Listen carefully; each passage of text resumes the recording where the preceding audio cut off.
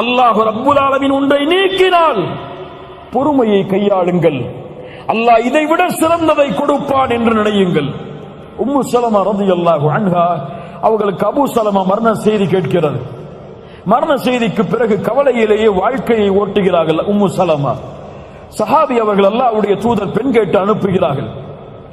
அல்லாஹ்வுடைய தூதர் சொல்லி அனுப்புகிறார்கள், உம்மு சலமாவை பொறுமையாக இருக்க சொல்லுங்கள், அல்லாஹ் சிறந்ததை அவர்களுக்கு கொடுப்பான்.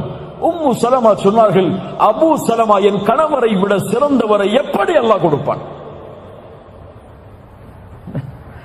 உம்மு சலமா என்ன சொன்னார்கள் ரலியல்லாஹு அன்ஹா, என் கணவரை விட சிறந்தவரை எப்படி கொடுப்பான்? அல்லாஹ் கொடுத்தான். உன் கணவரை விட உம்மு சலமாவை ஏன் ஒட்டுமொத்த உலகத்திலும் அல்லாஹ் படைத்த படைப்புகளை விடவெல்லாம் உயர்ந்த ஒரு மனிதரை உமக்கு கணவராக கொடுக்கிறேன், முஹம்மது ரசூலுல்லாஹ் ஸல்லல்லாஹு அலைஹி வஸல்லம். கைரை கொடுப்பான் அல்லாஹ். லஅல்லக பிகைர் லஅல்லஹு பிகைர், அது நன்மைதான் அல்லாஹ் என்னை விட்டு நீக்கியது என்று நினையுங்கள். இறுதியாக உலக நினைவில் பொறுத்தவரை ஒன்றை நினைத்துக் கொள்ளுங்கள், நீங்கள் வாழ்வது சொர்க்கம் அல்ல. நீங்கள் வாழ்வது சொர்க்கம் அல்ல.